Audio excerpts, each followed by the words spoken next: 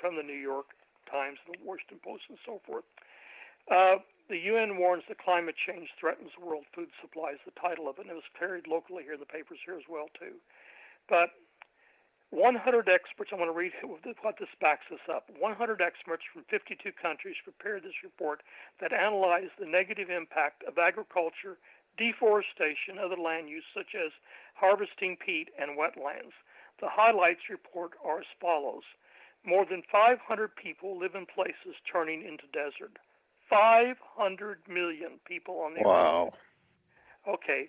Currently, 10% of the world's population suffer from famine. Soil is being lost between 10 to 100 times faster than it's forming. Where are we going to farm? I know we have agriculture being grown indoors now. I can go in. I can another whole thing we can go in. I just toured one of those over in London a couple of years ago when I was there. I toured one in Europe, and I know they're coming to the United States too. In fact, that's our beloved hemp cousin to the hemp industry is in Palm Desert, California. They have one of the largest indoor agricultural facilities in the world just going online there, and they will be raising medical marijuana there. But it costs money to do this, and still it's a little more expensive to do the indoor farming. Mm-hmm. But anyway, I'm gonna keep going on to the list here. What we're facing, the developing world faces crisis. Methane traps heat in the atmosphere, leading to higher temperatures. And remember what I said, where all the methane is coming out of the earth? We have methane from believe it or not, the cows are one of the big sources of it. I just read a study on that. And if we switch away from the beef industry, but of course the American Dairy Association will not have any ear to that. Well, I can kind of speak to that because growing up in New Hampshire, we had a lot of dairy farms, and boy, on a hot summer's day, that was about the last place you wanted to be was near the dairy farm. I mean, for miles, literally for miles. Sometimes you could smell it, and yeah, it's definitely methane. Methane, that's right, and all of the animal kingdom produces methane. Anyway, widespread famine will increase because this is given. What the part of the report here? The UN predicted disastrous consequences if the planet's temperature just rises 1.5 degrees, and they're already saying we can't stop it. We're already too far gone to stop that kind of a rise. But they're worried about what the next results are going to be in a 2 and 3 degree temperature rise. Anyway, go on. It says the increase of the world's population to 9.5 billion by 2050. We're currently at 7.7 billion. Greenhouse gases from food production create a vicious cycle as the earth gets hotter. It forces farmers to clear more land to grow food. Cutting down trees increases the amount of greenhouse gases emitted, on and on. Warming atmosphere has the following consequences: accelerates the rate of soil loss and land degradation, increases flooding and heat waves and wildfires. What are we seeing right now? It's been record numbers we've seen, okay? Food shortage will continue to encourage the increase in cross-border migration. This is from the University of Aberdeen, and people's lives will be affected by massive pressure for migration. What's happening now? Again, because people are fleeing for multiple reasons. People don't stay and die where they are. People migrate. To migrate, the risk the UN proposes increases the productive of land, wasting less food, and persuading people to shift their diets from cattle to other types of meat. An increase of global demand for beef and other meats has increased deforestation in critical forest systems such as the Amazon. Mm-hmm. Each year, the amount of deforested land that is cleared releases the emission equivalent of driving 600 million cars. Okay, we already have too many cars that are burning on the planet. Burning of fossil fuels leads to higher concentrations of carbon dioxide in the atmosphere. Higher concentrations of carbon dioxide reduces food nutritional quality, cuts crop yields, and harms livestock. That's right. We are animal-based, and more carbon dioxide is less good for us. It's better for the plants, though, of course. Okay.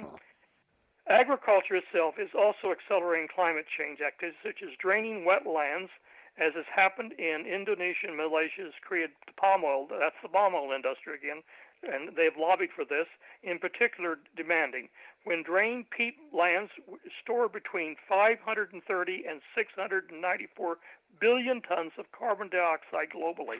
That's a big number. Okay. Yeah.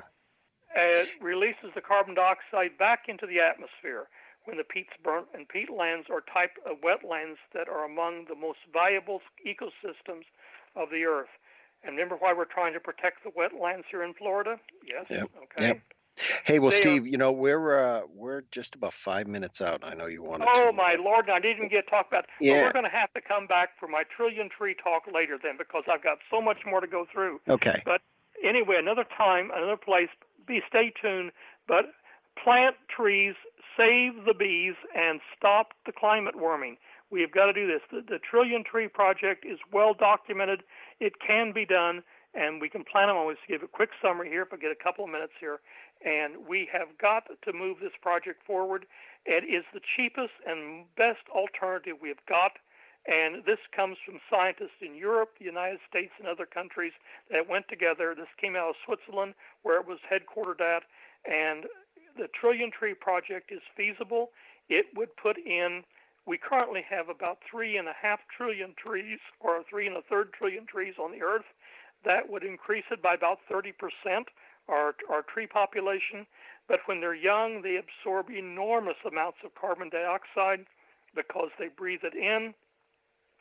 And it's the cheapest thing that we have right now, and the things that we know will work. But we have to start the projects moving forward. We have to work with groups. I had talked with earlier, in fact, I'd hoped to have her on here to talk with her, a lady that is active here in the local area who wants to move forward with this, but her schedule didn't allow it. But we will talk more about this, Dan, as we move forward. But I'm hoping the next time that we talk, we will have actual groups that we can talk to that are actually starting the projects across the country, and we can contribute. And it's that simple. Plant a tree. Plant a few trees.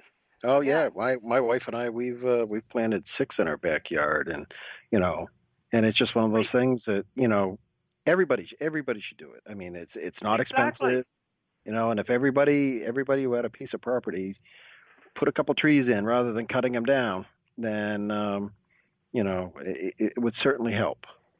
Exactly, and we have to do this.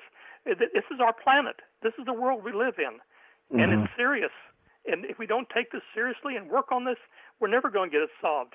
And again, this is coming from the top scientists. The people who believe science is real are taking this serious. Unfortunately, we got to educate more and more people to get them to realize this is real. We have to face reality. Do we want our planet to stay here? Then we have got to stop the global increase in temperature. Yep, absolutely. Any other things I could say here in the ending minute we have or two we have here that I could answer? You think I should insert in here? Well, just kind of a real quick summary of what the Trillion Tree Project is about, and then we could have you back at some point and talk about it further. The project is trying to get people globally to plant. And identified a number of countries. Those countries are the United States, Brazil, Canada, Russia, and China they've already identified the land areas and they've done global mapping where these trees can be planted in mass quantities beyond people planting in their yards and people having in park preserves and things like this, which they also included too. But if we have so much land here that we could utilize. We have parks.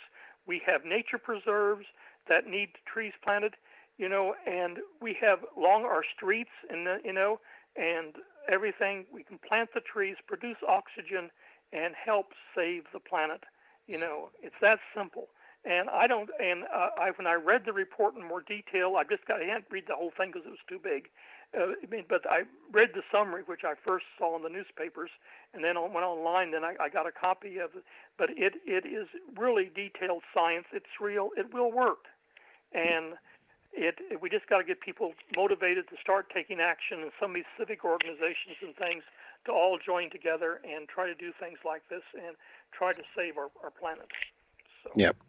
Yeah, no, that's I think that, but personally, I think that's something that's very important, and I don't think enough people take it seriously, and you know, whatever we can do to try to get them there is really important. It's really sad. It's really sad that in just the course of a couple hundred years, we've taken a planet that's taken millions of years to evolve to where it was at, and we're tearing it down. So I appreciate you. I really appreciate you coming on and talking about this. This is this really important subject, and we'll have you back to really get into depth about the Trillion Tree Project.